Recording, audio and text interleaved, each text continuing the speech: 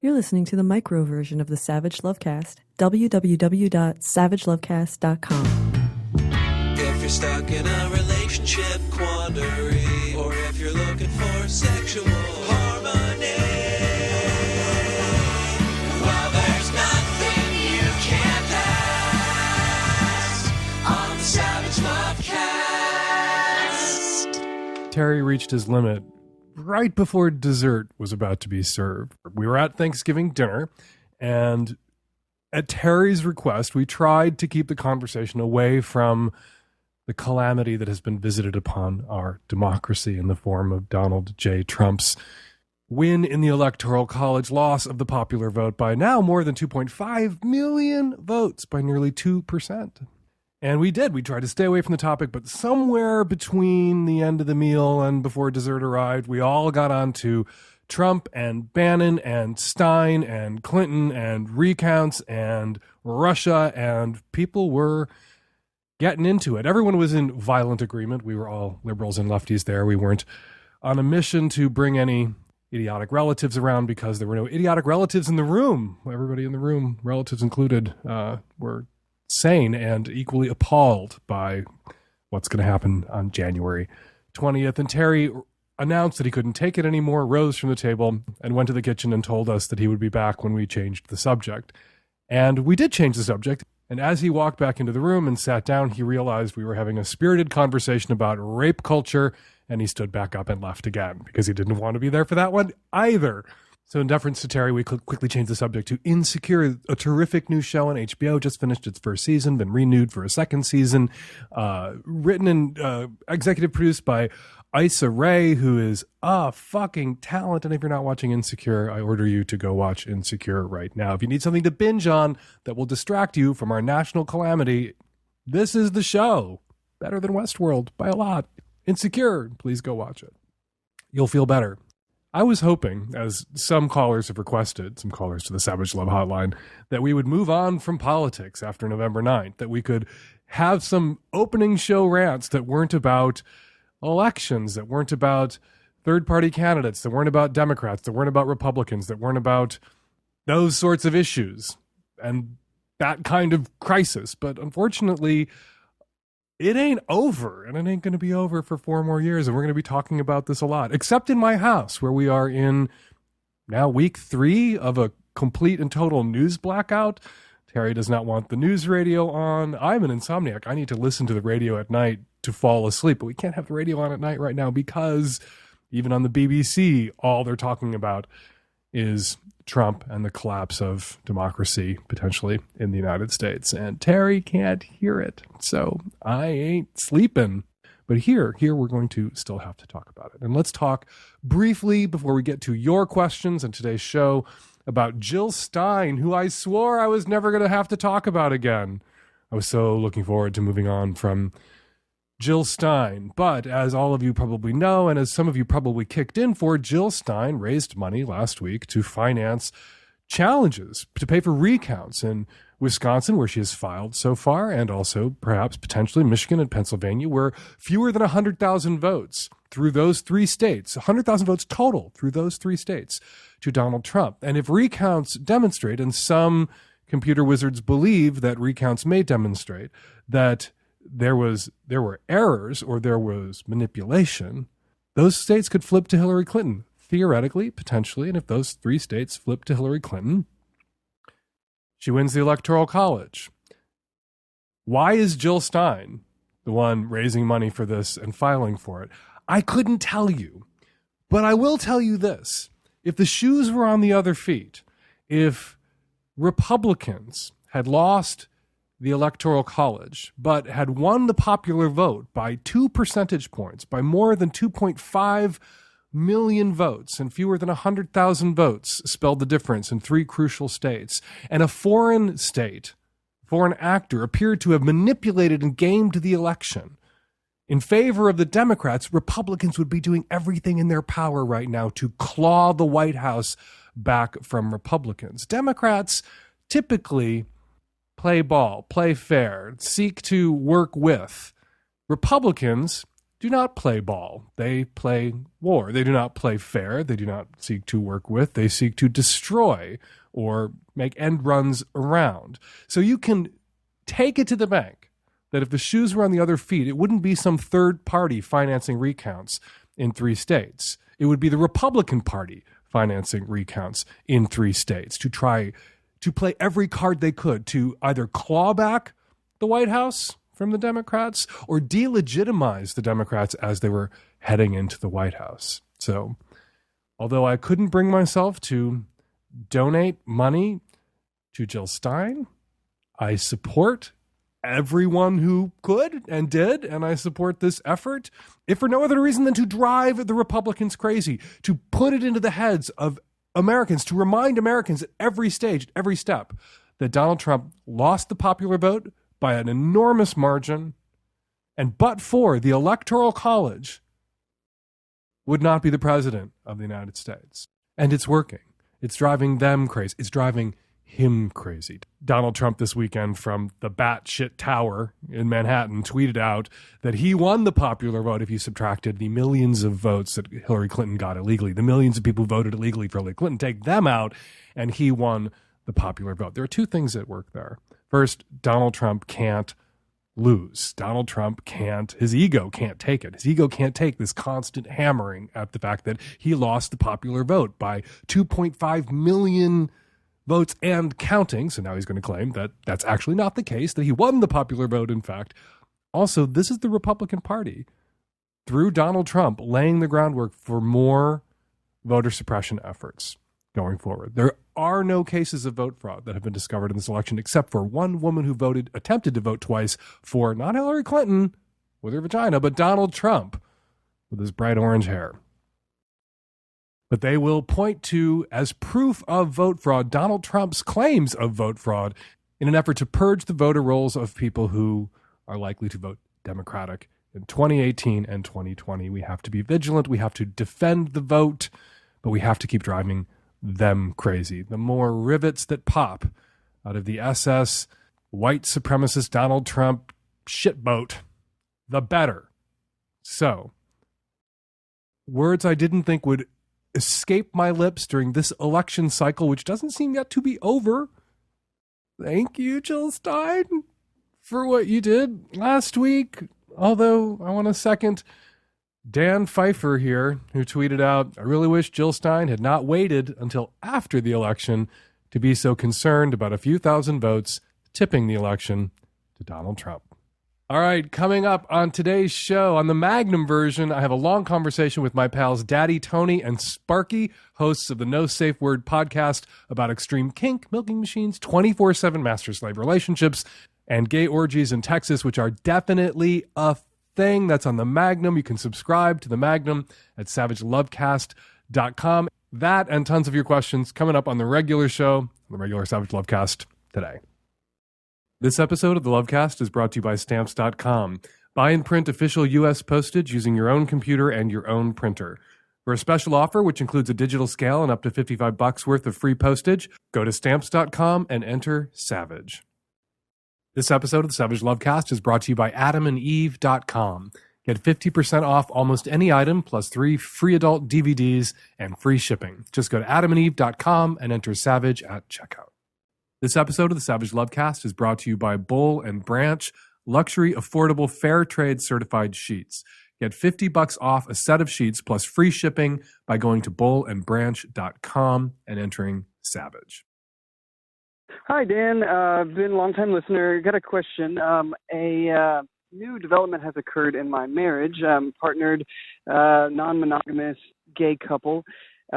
Started dating somebody else, and it is developing along, I think, relatively healthy lines. But I'm a little confused on how to move forward, I guess, with incorporating potentially a third and with a goal of a 3-person full parity sort of relationship. Is that even possible? Like, after being with somebody for 11 years and having a life together, adding somebody else into it? Can a 3-person relationship work where one person is entering into the equation 11 years into this thing that's an ongoing concern? Yes, of course it can. Anything can work. Also, define work. Often when people talk about whether a relationship can work, they mean, can you keep this thing going until one or the other, or in this case, all of the above, are dead someday? That work means the relationship never, quote unquote, in italics, failed. And what we mean by failed is that both the people or all three of the people in that relationship outlived that relationship. And that is the only instance where we consider getting out of something alive a failure.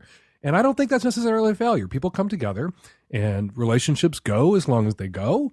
And then people sometimes are together for the rest of one or the other or both or all of their lives. And sometimes people are together for a time and then they part ways. And I think the only times when we need to regard the relationship that ended without everybody going to a funeral home as a failure is if there is bitterness and recrimination, or there was abuse, or there was some reason why the relationship exploded, where there was mistreatment and unloving behavior. And sometimes there's unloving behavior and that leads to the end of a relationship. And then those two people or those three people are able to circle back and reestablish a friendship. And the unloving treatment is then forgiven and the friendship goes forward. But you know what? In a lot of relationships that don't end, there is sometimes unloving behavior that is forgiven and that romantic relationship goes forward. So unloving behavior that ends a relationship isn't necessarily, in all cases, evidence that that relationship was a failure. Give it some time. And you may, in time, reconnect, be able to forgive, bury those hatchets, and have a friendship. And then, retroactively, you can apply the success label to that relationship that ended, even if nobody's dead. All of that applies here. There are lots of people out there in triads, lots of people out there in quads. And just as a lot of gay couples have always been likelier to be out and open about being non-monogamous, you tossed that off at the top of your call like it was nothing particularly remarkable. And it really kind of isn't. Lots and lots of gay couples are non-monogamous. There are lots of gay couples out there with boyfriends. There are lots of gay couples out there who are dating other people. And there are some high-profile public triads. I think of the gay triad that heads up the Cocky Boys porn empire. And all of this openness and honesty around non-monogamy and now around poly in gayland, I think stems from the openness and honesty that's required to be gay at all in the first place. If you had to look your mother in the eye and tell her you were a cocksucker, being open about being non-monogamous doesn't seem so fucking scary. Whereas over in straight land, being open about being non-monogamous or kinky or whatever else, that seems pretty scary because you never had to look your mother in the eye and tell her you were sleeping with people that they never expected you might be sleeping with. So you have role models out there. You just have to get out there and look for them. And all the poly writing and all the books out there about poly, More Than Two, The Ethical Slut, a lot of these are directed primarily at and written primarily by people who are heterosexual or pansexual. And it may not feel very gay specific, but I promise you, I've read both those books. They're terrific books, and they are sensitively written and inclusively written, and they apply to you too in your relationship. But I would encourage you, as you explore things with this new partner, to be open to two things. That yes, it can be an equal, ongoing relationship. Although anybody in a couple for a long time, there are power imbalances in every relationship. That's just hardwired. And sometimes those power imbalances shift. And sometimes there are concurrent power imbalances where one person has more power in one area than the other person does, and vice versa. And there are going to be power imbalances here. And one of the power imbalances is going to be you guys have an established 11-year relationship. You have a history together and this intimacy and familiarity. And a new person coming in isn't going to have that history, of course. The three of you are going to create a new history together that is including that person. And over time that grows and grows and will feel more equal. But don't force it at the start, because you can't make it equal at the start, because it isn't going to be equal at the start, because it can't be equal at the start. Get out there, read some books, enjoy it, redefine what you mean by work. Maybe you guys will be together 2-3 years and it'll be awesome. And then you will part ways and be friends for the rest of your life. Or maybe you guys will be together 20, 30, 40 years. There's no way of knowing how it's going to play out in the end. Just be good and loving and decent to each other and make an effort along the way. And the relationship is likelier to be a success, whether together forever or not. Hi, Dan. I'm a 21-year-old girl from the Sacramento area. My boyfriend of a little over a year and a half recently moved about 25 minutes away to a cheaper area so that he can start saving money for when we move to Austin, Texas in about 6 months. Since he moved, I spend the night there about 2 nights a week, and whenever we have a mutual day off, we like to get really high, take a nap, and then we always have the most amazing sex ever. And I always have an orgasm within like 3 or 4 minutes of him eating me out, and it's just like the best fucking sex of my life. But now I feel like I just can't come unless I'm high because it feels so much better than when I'm sober. I've only ever really came a few times from any boyfriend or hookup of mine, and now I'm wondering if I may have created a groove in myself, and now I'll only be able to come if I'm high. I've tried not having any edibles or smoking for a few months now, and I just can't seem to have an orgasm. So now I'm just really wanting to reach for the edibles or weed. Please help. I'm inclined to tell you to get high. If you needed a vibrator to get off, I wouldn't hesitate, and no one would expect me to hesitate to say, then use the goddamn vibrator. Like I've always said, if a dude needed a canoe and a goat to come, you would walk into his bedroom for the first time to have sex, and there would be a canoe and a fucking goat. There'd probably be a collection of canoes and several dozen goats waiting there for you.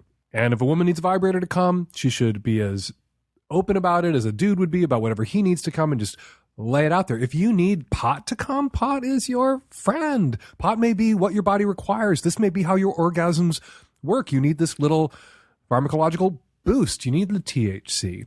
And yet you're trying to wean yourself from it because you're afraid you've created this dependency. And you hear that same thing with people around vibrators, which I regard as a tool, the hammer that you built that orgasmic house with, that they're afraid of becoming dependent on it and then always needing the vibrator to come. And my take is always, well, maybe you do need the vibrator to come. Maybe that's what your body requires. And it's not about you being dependent upon it. It's about you finding the tool that you need to build that orgasmic house. It's what you need. And there it is. And thank God you found it. Otherwise you wouldn't be coming. I think this is maybe drug paranoia and bias and feeling deficient because you need pot or you're dependent on pot to have your orgasms. And maybe that's not helpful. Maybe struggling as you have now for months to get there and come without pot is a futile effort. Maybe pot is what you will always require. That said, what does pot do when we're high? For a lot of people during sex, it disinhibits and it really puts people in the moment. And there are other ways to disinhibit. Maybe with therapy, you can disinhibit. You can work on your sexual hangups, whatever they might be, if indeed you have them. And there's yoga and mindfulness and breathing techniques and other ways you can psych yourself up to this place where you're just really existing in the moment and you have released yourself. That'll take work and that'll take time. And you can do that, I think, concurrently with smoking pot every once in a while and shoving your boyfriend's face into your lap and telling him to eat until you have one of those amazing edible enhanced orgasms. The holidays are almost here, but you don't have the time to go to the post office. Traffic, parking, it will be packed. The post office will be packed with everyone mailing holiday gifts and packages. Everyone, that is, who's not bright enough, not bright like you, not bright enough to be using Stamps.com instead. With Stamps.com, you can avoid the hassle of going to the post office during the busiest season of the post office's year, the holiday season. You can print postage whenever you need it right from your desk. Buy and print official U.S. postage using your computer and your own printer. Print postage for any letter or holiday package the instant you need it, and then the mailman picks it up. It's all so easy and convenient. And right now, use my name, Savage, for this special offer, a 4-week trial plus $110 bonus offer. This includes a digital scale and up to $55 free postage. Don't wait. Go to Stamps.com, and before you do anything else, click on the microphone at the top of the homepage and type in Savage. That's Stamps.com, click the mic, enter Savage. Hi, I've been in a relationship with my girlfriend for about 6 years now, since 2010. My question is, when I met her, she was already engaged. She approached me, and I just wanted to be friends, and I was curious, whatever. Long story short, she ended up being in a relationship with me romantically, and her then fiance gave her permission to, kind of just feel it out. You're bisexual. Let's see what happens. And he thought he was going to have like a girlfriend and a wife. No, that was not my position. She knew that going in, and I made that clear to him as well, but yet I compromised myself. So anyway, she ended up getting married. I gave my ultimatum that she needed to be divorced before I engaged with her again, and it took her another 2 years after that. So we've been together officially since 2013, and she has a son with her fiance, and I'm still in this position of her son knows about us romantically, and he's 8 years old. He'll be 9 in January.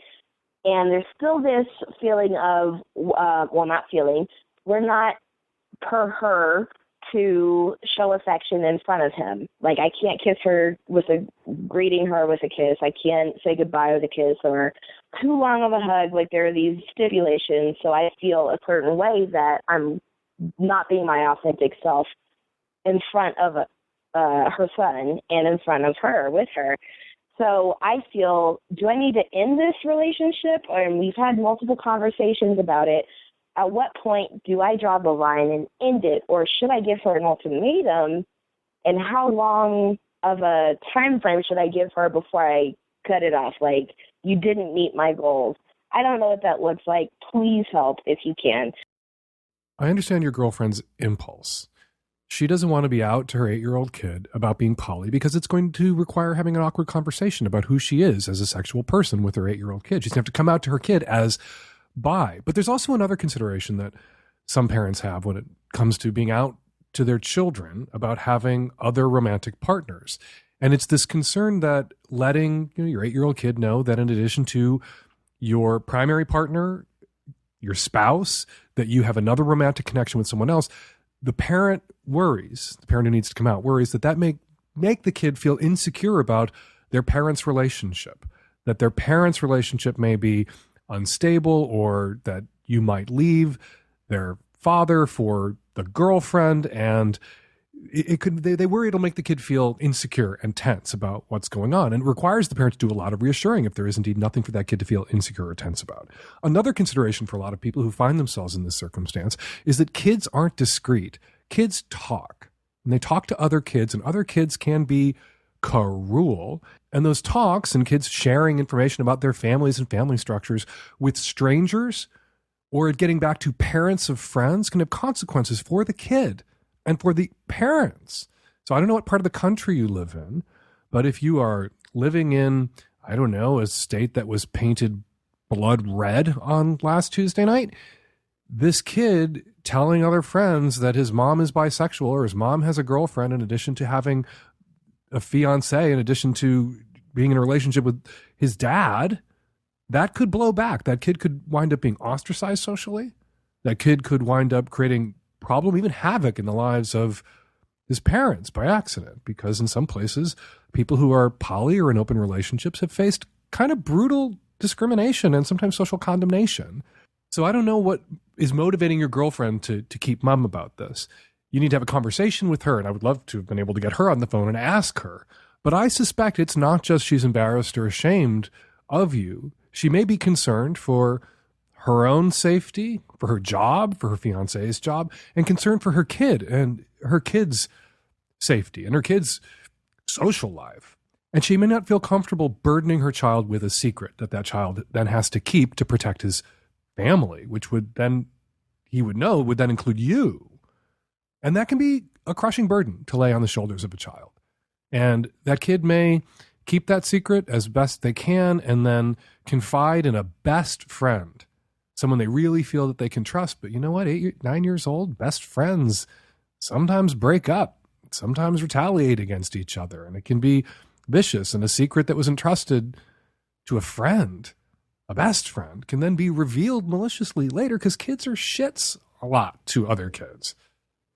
So I'm not saying it isn't painful for you to have to be discreet around your partner's 8-year-old son. I'm just saying there may be reasons that have some legitimacy, that may be site specific to where you all happen to live. And you need to have a conversation with your partner, not about ending the relationship if she doesn't come out to her kid right now, but where this goes in the future. As the kid gets older, is this closet that she's pulled you into, is it forever? Or is it just till the kid is mature enough to handle this information, mature enough to be discreet about it without it being a crushing burden that his parents laid on his shoulders? Just like us here at the Lovecast, Adam and Eve want you to have a fun, healthy sex life, and they are very set up to help you get there.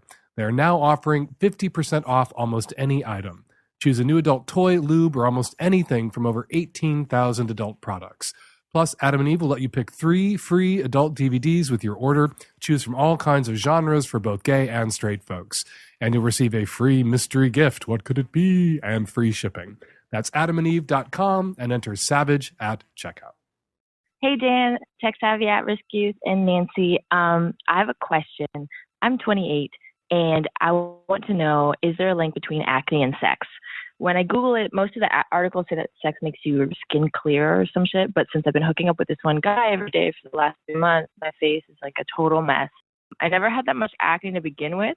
Maybe I don't know, just right before my period, I have like a little bit of hormonal acne, but right now my chin's blowing up. And so, yeah, I wanted to know, is there a hormonal component to sex and zits, or is this kind of the sex I'm having? Because, well, I often make out with him right after he goes down on me while his beard is still wet with pussy juice. I don't know, does saliva cause breakouts? We've been messing around a lot with spit, and I let it dry on my face while we're having sex. It's becoming kind of a problem because I'm a performer. Any help would be really great. Thanks a lot, guys. Joining me by phone to help tackle this question, Dr. Nicholas Compton, Assistant Professor, Department of Medicine, Division of Dermatology at the University of Washington. Hey, Dr. Compton. Hi, how are you? I'm very good. Thank you so much for helping me tackle this one, because I didn't know what to say to her, but let me give you what occurred to me that I might say to her if I didn't go find a guest expert as awesome as you, and you can tell me how wrong I am. My advice would have been to tell him to shave the beard. Yeah, I think that's excellent advice. Okay, well, thank you. I guess we don't need you, and I will proceed. No. Tell me why that's excellent advice. But I have an anti-beard bias that's pretty pronounced, and a lot of people would have said I'm just like trafficking in my beard bigotry. But obviously, my beard bigotry is a stop clock, and it's right in this instance. Please explain why. Yeah, I think it's right in this instance. The first thing that I would do in talking with this patient would be to try to figure out whether she actually has acne or not. There are a lot of different things that can pose as acne or masquerade as acne.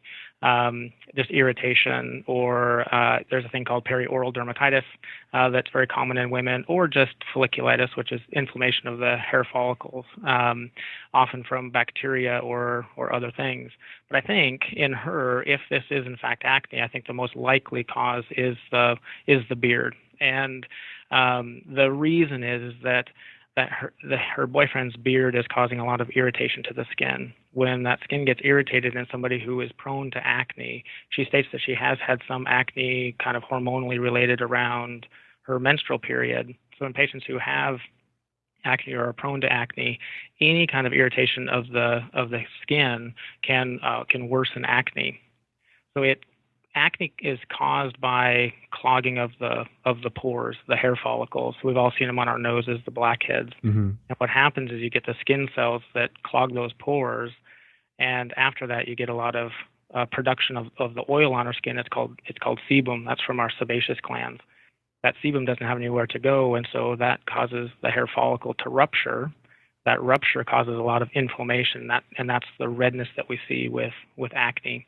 With irritation from a beard or from lots of other things, classically somebody who plays the violin, or the chin strap in kids who play football or whatever, any kind of irritation to that skin that's prone to acne irritates the what we call the follicular epithelium, or the cells kind of lining that hair follicle.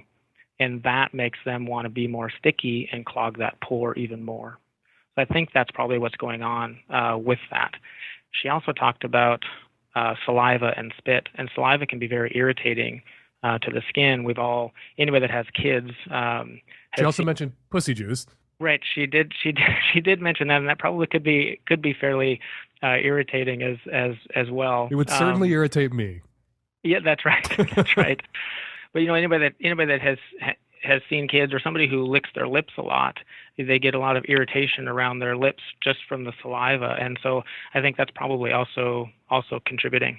Okay, so what would your advice to her be if she were your patient? We've diagnosed the problem: the spit, the boyfriend, and maybe a little bit of the pussy juice too, and the beard. So what does she do? Not kiss the boyfriend? Get a better boyfriend? Get a boyfriend with alopecia? Yeah, I think finding a boyfriend that has alopecia might actually make some sense. No, I would I would suggest that she ask him to shave his beard if he's willing. If he's not, then I would recommend that they try to limit the kissing if possible around sexual activity, which is not the answer somebody wants to hear. No. I suppose there are some other things that could be done, which would be trying to treat some of the acne that she has already, and by treating the underlying acne, it may make her less prone to acne from excessive irritation. She says that she hasn't had much acne as a teenager, but it's mostly this perimenstrual flare that she gets, and that is a pretty common type of acne that we see in women that is hormonally triggered, and that it can be very successfully treated with oral contraceptive pills or a medication called spironolactone. The other name for it is aldactone. Can we talk quickly about sebum again? Yeah. So I've never heard this term before, and it sounds so much like semen that it piqued my interest. So basically, our skin was secreting all over our body at all times sebum. We're covered in sebum everywhere we go. Yeah, it's sebum actually, so Sebum. sebum, and it comes from the sebaceous gland, and it's just a lubricant. We don't really have a great understanding of what it does or what it's for, but it does lubricate the skin. So in your teenage kid that's got the sort of oily forehead, oily face, that's the oil. That's what's causing it to be oily, and we see that increase a lot at puberty as the result of sex hormones, so testosterone. Women also have testosterone, and that is also what drives that sebum production in women. We think it's just a lubricant. We do see it all over the body. In fact, there are glands around the nipples and glands in the genital area that are kind of modified sebaceous glands that also produce this sebum and lubricant. How could I have been doing what I do for so long and never have heard this term before? Because people are rolling around on top of each other, covered in sebum. They get up from having sex with someone covered in that other person's sebum, and it's a lubricant that I've never heard of. I'm just shocked. You learn something new every day, and I really appreciate you bringing me this new info about this lubricant I wasn't aware that I'm soaking in. Absolutely. Yeah. There probably is a lot of transfer of sebum from one person to another with sexual contact, among other things. Dr. Nicholas Compton from the Department of Medicine, Division of Dermatology at the University of Washington. Thank you so much for coming on the show. Really appreciate it. Yeah, thank you for having me on. It was a pleasure. I've been telling you guys about Boll and Branch sheets for over a year because they are the softest, most comfortable sheets you will ever sleep on. And with the holidays coming, they are the perfect and most thoughtful gift. Because when you give Boll and Branch, you're giving something everyone wants and everyone needs but rarely gets, a really good night's sleep. Boll and Branch makes it easy. Shipping is free, and they come beautifully packaged in a gorgeous gift box. No gift wrapping required. Pick up a set of Boll and Branch sheets for yourself and your guest bedroom to get your house ready for the holidays, or pick up a couple of boxes as gifts for the folks on your lists. These are 100% organic cotton sheets, which means they start out super soft and get even softer over time. Plus, they last longer. Everyone loves Boll and Branch sheets, myself included. They have thousands of 5-star reviews. That's why Boll and Branch lets you sleep on them for 30 nights. And if you are not thrilled, just send them back for a refund. Right now, for our listeners, order at bollandbranch.com and get $50 off a set of sheets. That's $50 off at bollandbranch.com with the promo code SAVAGE. Bollandbranch.com, spelled BOLL, and branch.com, promo code SAVAGE. Hey, Dan, a longtime listener of the show. Just last night, I decided to take a break with my girlfriend. We've been together for about a year. Yeah, I don't know. I guess for a while, I've just been feeling kind of antsy. This is my first long-term relationship that I've ever really had, but I've been wanting to see other people, fuck other people, and potentially be with other people. I feel really bad because we generally have a compatible relationship.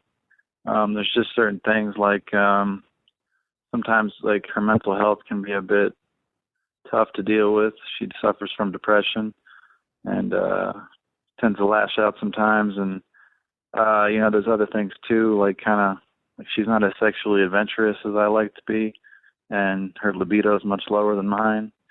the same time, we have good times. There's a lot of good things between us, and I mean, I'll admit it. I'm scared of being alone. It really makes me nervous to let her go, and I'm worried I'm making the wrong decision. I love her, and I do want to experience new things and be with new people, but at the same time, I'm worried I won't find this again, and I'm worried it's going to be a long time before I do find it again. And that's real scary, Settling down does require some settling for, and no two people are perfect for each other in every possible way. But if just a year into this relationship, you're ready to, quote unquote, take a break because you want to sleep with other people and see other people, and not just sleep with other people and see other people, it sounds like you want to fall in love with someone else. It sounds like you would rather have someone else as your partner, because you say you're worried you may not find this again, or it may take a while for you to find this again. And by this, you don't mean a carbon copy of this person that you were with over the last year, but the feeling, the attachment, that love. You want to find love again, but clearly you want to find it with someone else. Otherwise, you wouldn't be taking a break. I would encourage you to have the decency, as difficult as it might be, to not take a break, but to break the fuck up unambiguously. If indeed you are not going to get back together again with this person, and that does seem unlikely considering your stated intention about what it is you're out there looking for post her, don't leave her dangling. Don't leave her sitting there with false hope that you are just sowing a few wild oats and then you will be circling back to her. It can be difficult when you're breaking up with somebody who has other issues that you should be considerate about and compassionate about. For instance, that she has depression. It can be difficult sometimes to break up with somebody cleanly and unambiguously when that person has depression or other mental health issues or other issues around employment or pressures or whatever. It can be really tempting to let them down easy, let them down gradually, to put a gloss on it rather than just ripping the Band-Aid off. And that's the wrong way to go about it. You'd still need to break up with somebody, even if they don't have depression or other mental health issues or pressures or family issues or anything else. You need to break up with them with some consideration and some compassion. Unless they're an abuser, in which case, fuck them. It's about your safety and self-care at that moment. But if they're not, and it's been an otherwise good relationship, and they're a good and decent person, and you feel good and decent things about them, you can break up with them still with compassion and consideration. You can reach out to their friends that you've gotten to know, to their family members that you've gotten to know, to let them know that the relationship is ending and now might be a good time for them to come through as family and friends for this person, because you're not going to be able to come through for them anymore because you need to take yourself out of the picture because the relationship has ended. And your fear of being alone? Yeah, some people wind up alone. That happens. But as Joan Price said on the show, and I thought it was a really wise observation and a pithy way of putting it, it's better to be alone because you're alone than to feel alone because you're with the wrong person. And it sounds like she's the wrong person, particularly if you were making this kind of take a break move just a year into the relationship. Don't put a gloss on it. Don't take a break. End it. Hi, Dan. I'm a 26-year-old gay guy new to New York City and at grad school here, a Magnum listener. I've now learned the hard way why you shouldn't fuck someone in your class. This guy and I hooked up at our audition, and, well, we started seeing each other a month before the course began. At one point, he was getting paranoid that people were talking about us, and he made me promise not to speak to anyone about us in our class. Well, I wanted people to know because I was falling for him, and I wanted him to become my boyfriend. So I was hurt and sad that he wanted our relationship to be a secret, even though he's out of the closet. But I kind of understand why he wanted this kept on the down low. I told him I had already spoken to some people and that I was getting to know, but I promised not to tell anyone else. Alas, I broke that promise, and with the wrong person, who went back to this boy and told him my betrayal. I've taken your advice, Dan, in the past to have distance from an ex before you can become friends. And I am friends with a few of my exes, which is great. I mean, thank you, Dan, for that. I wouldn't be without your help. But I'm not sure what to do in this situation. I see him every day, and it kills me. I really fell for him, and I can tell this is hard for him as well. Anyway, what should I do, Dan?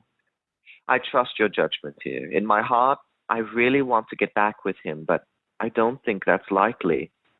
But we can't even be friends because he still feels very hurt by my betrayal. So we're playing this awkward friends but not friends dance at school.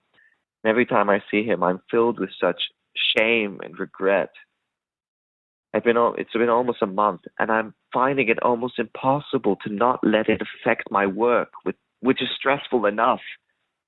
Do you have any advice besides giving him as much space as I can? And do you have any advice on how I can salvage this friendship? Do you have any advice on how to rebuild trust?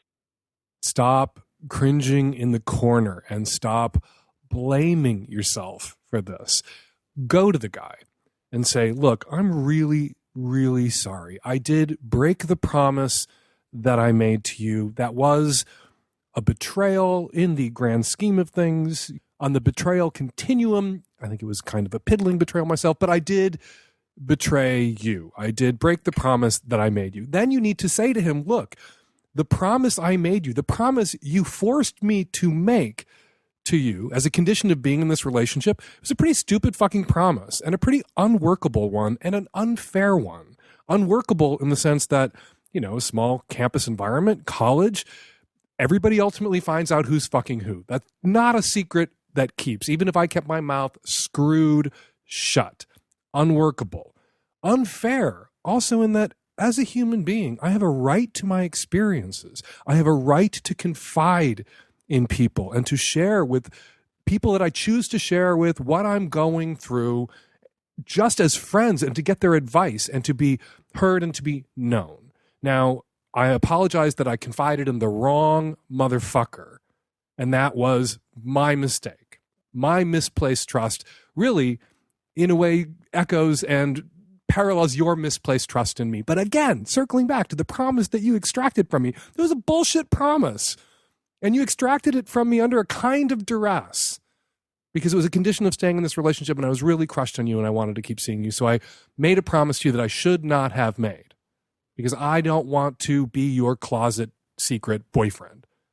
But if you're going to date me, obviously it's going to have to be out in the open or not at all. And I'm really sorry. Again, I am. And I think you should really be sorry. You should be genuinely apologetic about your betrayal. But you need to put it in context, and you need to help him put it in perspective, because the promise that he extracted from you, unworkable in that environment and unfair to you emotionally, really setting you up, setting this relationship up for failure. And you have to ask, and you don't go into it, but you have to ask, and we're sitting here wondering why he wanted this to be a secret. Is it just because it's a small college environment and he didn't want his business being discussed everywhere? Is it that? Is it that he's embarrassed to be dating you, which is shitty and unfair of him? What is it? It might be clarifying to put that question to him and ask him what the problem was, why he wanted this relationship, your relationship with him, to be this great big secret. Because if it was the latter, he was embarrassed to be with you, that's not someone that you should want to be with. That's not someone that you should be able to love, because that's clearly someone who is incapable of loving you. Hi, Dan. So I am a poly woman. I'm straight. I'm pretty independent, confident, self-insured, sane, and I keep attracting guys who I have the same problem with. This has happened 3 times over the last couple of years, and it's driving me crazy. Here's what happens. I'm very upfront with the guys that I get involved with that I am poly. That's not changing. That's actually not a problem for them. They're cool with that. That I'm very sexual. I love having sex. I love having sex with people who are really into having sex with me. That's not a problem. They're really into that. I'm very affectionate. They're very into that. A few other things. I prefer my independence. Nobody's going to be moving in with me. They're totally on board with that. It's great. And we have a great relationship for a few months, and it seems like it's all going well, and I start to really emotionally get invested and trust them. And then here's what happens. Emotionally, they just shut down. They just have no more warmth for me. They don't seem attracted to me anymore. They don't want to have sex with me. They avoid it. They don't see me as much. They don't talk to me as much. And when they do talk to me, it's weird. All 3 times I've gotten the sense that they're kind of trying to undermine me, get me to question my own values, my own judgments, my own boundaries, my own needs, my own perceptions. It's really crazy gaslighting stuff. I mean, it's not like, large scale, but it just happens enough that I've seen the pattern. And I tell them at this point, look, you are not acting like you want to be in this relationship with me anymore. Are you trying to exit this relationship? And they've all told me, no, I love you. I'm still really into you. All that sort of stuff. But they don't act like it. And eventually I have to break up with them because my heart's just breaking. This has happened 3 times to me in the last 2 years, Dan. How do I not attract these people? Apparently I keep attracting them. They're all men. I am straight. It's just driving me crazy. What's going on? How can I avoid this? Help. You detect a pattern, and perhaps there is one, and you're closer to these events than I am by far. They actually happen to you. So maybe there is a pattern, but maybe there isn't a pattern. Human beings, there's all sorts of studies show that human beings will see patterns where none exist. Our brains are wired to organize things into familiar patterns, into predictable patterns for our own comfort and sometimes for our own self-exoneration. So maybe there's a pattern here, maybe not. You describe what sounds to me less like a series of colossal shitstorm failed relationships involving gaslighting as just kind of dating. 3 relationships that didn't pan out in 2 years. That's dating. I don't think that's the universe necessarily ganging up on you. And the other piece that you describe where the guys seem to be losing interest in you sexually, calling less emotionally committed through their actions, demonstrating that they're less committed to you, less interested in you. And yet what's coming out of their mouths, it contradicts those actions. Oh yeah, I totally love you. I want to keep seeing you. That's really common. Speaking of identifying patterns, that's really common. That is a pattern where people don't want to do the hard work of actually dumping someone. They have a hard time looking someone in the eye and saying, I don't want to keep seeing you. So they make themselves less available. Through their actions, they communicate, I'm not into you, even though what's coming out of their mouths contradicts that, because they're forcing the other person to do the dumping. They're forcing the other person to do the hard emotional labor of terminating the relationship. They don't want to pull the trigger. They're going to make you pull the trigger. Less gaslighting, in my opinion, than just cowardly bullshit. As for the critique of the way you date or the way you fuck or whatever else, that could be gaslighting. It could be an attempt to mess with your perceptions, to mess with your boundaries, to mess with you, or it could just be the dating discovery process where they realize that you're not right for them and they're making kind of those hallelujah passes people can make in those instances where they're trying to prune a person or carve a groove into the person so that they can fit together. And that's not necessarily not kosher. People say to people all the time, if we keep seeing each other, then you got to stop smoking, or you got to lose the beard, or you got to come out to your family, or whatever else. People will say to someone, I have this condition of us continuing to see each other that requires you to change something about the way you behave, about the choices that you make going forward, about your self-conception, perhaps. And then you can accept or reject those conditions and leave or stay. And that's not necessarily itself gaslighting. That's, again, dating and groove carving, which is a part of dating. We carve grooves into each other so that we can fit together, because nobody arrives fitting together. Talk to your friends. Ask your friends if there is a pattern that they've detected, and then you can disregard everything I've just said.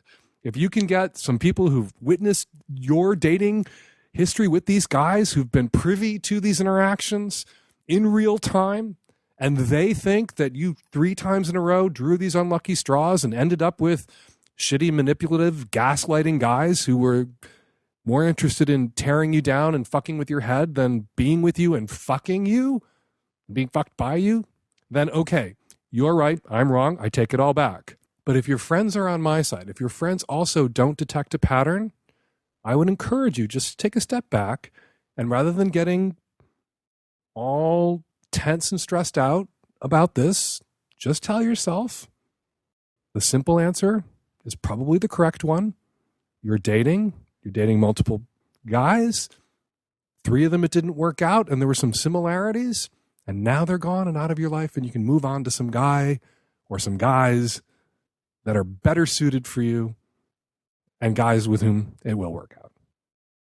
Hi, I'm calling with a comment for episode 526 for the caller who was worried about his thoughts about children. You opened your question by saying that you're having OCD-like thoughts, and obsessive worries that you might be a pedophile is something that you can experience with OCD. That's a known type of obsessive thought. It doesn't mean that you are a pedophile. But if these thoughts or worries continue to bother you, despite Dan's reassurance, you might want to seek out a therapist for an assessment. If you are experiencing OCD or any related anxiety disorder, there are very effective treatments that can help give you relief. Good luck. Hi, Dan. I'm calling in response to episode 526, the woman whose husband liked to suggest that she not dress so provocatively. I was just thinking that red flags were flying off in my head. This is exactly what partners who like to control and manipulate their partners do. They don't come out overtly and say, you have to wear what I tell you to. They use little, small persuasive tactics to sort of goad you into thinking maybe I should cover up a little bit more. And then next thing you know, you're thinking maybe I shouldn't drink unless my partner's around in case something bad would happen to me. And next thing you know, they're controlling your whole life. So I realize this person's married. Maybe this is only one thing, but I would definitely be paying attention because these are major red flags. Hi, Dan. I'm calling with a comment for the woman who called in on your most recent episode with the Trump-supporting family, and she wasn't sure what to do for the holidays. I totally agree with you. This is not the Christmas to be civil. I am a white middle-class lady, and I have been hearing voices from people of color recently, particularly Hari Kondabolu on Politically Reactive, and 2 people on The Read, which is an excellent podcast, saying if you are a white person, you have unique access to Trump supporters that most people of color don't have. Most people of color don't have Trump supporters in their family that they can go home for Christmas and fight with. So I would just encourage listeners of your show, if you are white, if you are generally feeling safe in the world most of the time, to maybe push yourself to have that fight with your family. And if not, what you said is also great, that your leverage over your parents as an adult is your presence. So if you can't go home, tell them why. And we're going to leave it there. 206-302-2064 is the number here at the Savage Lovecast. If you want to record a question or a comment for a future show, give us a buzz. 206-302-2064. There are still tickets available for the Savage Love Live Christmas special in Portland this Friday on December 2nd at Revolution Hall. Tickets are at portlandmercury.com/Savage Special, and in Seattle at the Neptune Theater this Sunday, December 4th. Tickets are at thestranger.com/Savage Special. And speaking of Christmas and the holidays, the only gift that works for the most cherished people in your life and also your worst enemies is a subscription to the Magnum version of the Savage Lovecast. It's twice as long with no ads, more guests, more calls, more me talking my head off. Doesn't your Trump-supporting grandpa need to hear guests like Daddy Tony and Sparky? Yes, he does. Go to savagelovecast.com and click on the gray gift button to gift the Lovecast. Follow me on Twitter at FakeDanSavage. Follow the No Safe Word podcast on Twitter at NoSafeWord_show. The Savage Lovecast is produced every week by Nancy Hartunian and me and the tech-savvy at-risk youth and Nancy. We will all be back at you next week with another installment of Savage Lovecast. Thanks for downloading.